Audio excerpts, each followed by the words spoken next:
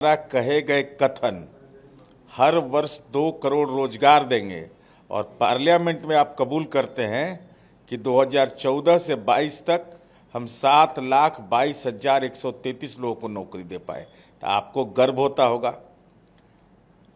देश के नौजवानों को तो लज्जा महसूस होता है कि अपनी नौकरी अपने राजनीति में 5 वर्ष के लिए तय कर लिया और भारत माँ के सपूत जो सेना में रहेंगे अग्निवीर उनके 4 वर्ष का, अपना पेंशन की गारंटी और अग्निवीर के पेंशन की गारंटी नहीं, उनको अनुकंपा का लाभ नहीं। तो देश इन सवालों पर जवाब मांग रहा है आपसे कि सरजमी पर बताइए। और अभी तो हनुमान जी का गदा लगना शुरू हुआ है। अभी तो मध्य प्रदेश में उज्जैन में जो भगवान शिव का तांडव शुरू हो गया है, आपके द्वारा उद्घाटन किए गए मूर्ति टूट गया, तो जनता तो अब इन सवालों का जवाब मांग रही है कि हिंदू धर्म के साथ कितना फर्जीवाड़ा हुआ। उन्होंने ये भी कहा है कि लोगों को ये चिंता है कि मोदी पैसा कहाँ से ला रहा है विकास। नहीं, लोगों की चिंता यह है कि आप जो मुंह से विकास का वायदा करते हैं, तो कितना दिन हो गया है बिहार को विशेष पैकेज की घोषणा किए हुए? कहाँ है वो विशेष पैकेज कि विभिन्न कंपोनेंट का आज तक के उसमें 1 रुपया नहीं दे रहे हैं आप। शिक्षकों का वेतन बिहार जैसे राज्य में लगभग 1 लाख शिक्षकों का वेतन 2018 से स्वीकृत नहीं हुआ है। करे कहाँ से पैसा आ रहा है? अरे पैसा तो अदानी मोदी की दोस्ती का है। महाराष्ट्र सरकार ने फैसला किया कि अहमदनगर का नाम अहिल्याबाई होलकर नगर है। देखिए, इसका कोई औचित्य नहीं है। हम तो यही जानना चाहते हैं कि अगर दीनदयाल उपाध्याय स्टेशन का नाम कर दिया गया तो वहाँ पर जो सनातन धर्म के मानने वाले लोग हैं, हिंदू धर्म के मानने वाले लोग हैं, जो आज भी याचक की भूमिका में भिक्षाटन कर रहे हैं, उनका तो भला हुआ नहीं। नाम बदलते रहिए, आपको देश की जनता बदल देगी। नसीरुद्दीन शाह कहते हैं कि जो सक्सेस है केरला स्टोरी का ये गलत ट्रेंड है। भाई, कोई भी ऐसा फिल्म जो सामाजिक उन्माद बढ़ाता है, तो मैं तो यही जानता हूँ, कश्मीर फाइल्स को मिल गया अंतर्राष्ट्रीय पुरस्कार, तो केरला स्टोरी का क्या औचित्य है?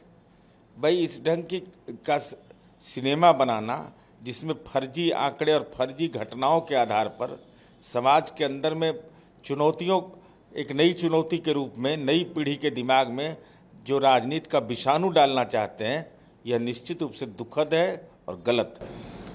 ओवैसी कहते हैं कि मैं जानना चाहता हूं नरेंद्र मोदी से कि जो पार्लियामेंट का उद्घाटन था उसमें एक ही धर्म के लोगों को क्यों ले जा सकते? अब देखिए, ओवैसी जी को तो भारतीय जनता पार्टी से राजनीति में बहुत मधुर संबंध है। सवाल तो उनसे पूछना चाहिए। हाँ, देश के संविधान जो डॉक्टर भीमराव अम्बेडकर ने बनाया, उसको मानने वाले यह सवाल जरूर पूछ रहे हैं कि वाराणसी के साधु संत ने क्या अपराध किया था। अगर भारत माँ का मंदिर आदरणीय नरेंद्र मोदी जी आपके नेतृत्व में सरकार में टूटा है, अगर आज शिवलिंग 150 लगभग लंका थाना में वाराणसी के हाजत में बंद है, तो वाराणसी के जो लोग थे पूजा कराने वाले, उनको ले नहीं गए, और ले भी गए तो आसाराम बापू का तो आपको फलित हुआ है उनका आशीर्वाद, तो उनको भी पैरोल पर रिहा करा करके उनको भी पार्लियामेंट ले जाते। और भाजपा को भी नए स्वरूप में है। अब भाजपा के नेता समझ लें कि अगर टिकट उकट लेना है तो जल्दी से कमंडल पकड़िए, चुट्टा पकड़िए, और चुट्टा जैसे अभी पार्लियामेंट का अपमान हुआ है, अपना भी अपमान कराने की तैयारी रही है। पगड़ी, चुट्टा, कमंडल, त्रिशूल लेकर के ही अब भारतीय जनता पार्टी का ड्रेस कोड बन गया है। उसी का अनुपालन करिएगा तब पार्लियामेंट का टिकट मिलेगा। आम आदमी पार्टी की जिस ऑर्डिनेंस के खिलाफ में सपोर्ट मांग रही है, इस पर ओवैसी कहते हैं कि हम लोग कभी आम आदमी पार्टी को इसलिए सपोर्ट नहीं करेंगे कि वो हार्ड हिंदुत्व को फॉलो करती है।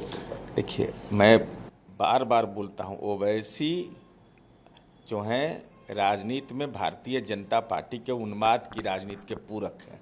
अरे भाजपा ने अगर ऑर्डिनेंस लाया तो उनसे उम्मीद कैसे कर सकते हैं कि ऑर्डिनेंस का विरोध करेंगे, कुतर्क गढ़ेंगे? तो यही तो साबित करता है कि दोनों में मेल जोल की कुश्ती राजनीति में अच्छी चलती है।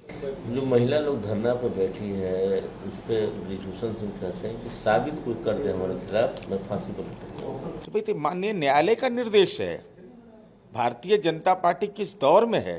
बेटी बचाओ बेटी पढ़ाओ का नारा देती है और महिला जो अंतर्राष्ट्रीय ओलंपिक का मेडल जीत के आई है वो गंगा मैया को समर्पित करने की योजना बना रही हो, उसके बावजूद जो केंद्र की सरकार है वह खामोश बैठी हुई है, उत्तर प्रदेश की सरकार खामोश बैठी हुई है।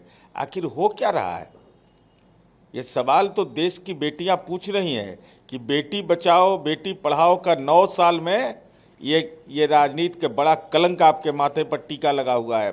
आदरणीय नरेंद्र मोदी जी, जुबान खोलिए, आप संसदीय दल के नेता हैं, आपके सांसद पर आरोप लगा है और 56 इंच का कलेजा राजनीति के कैद खाने में कैद हो गया क्या?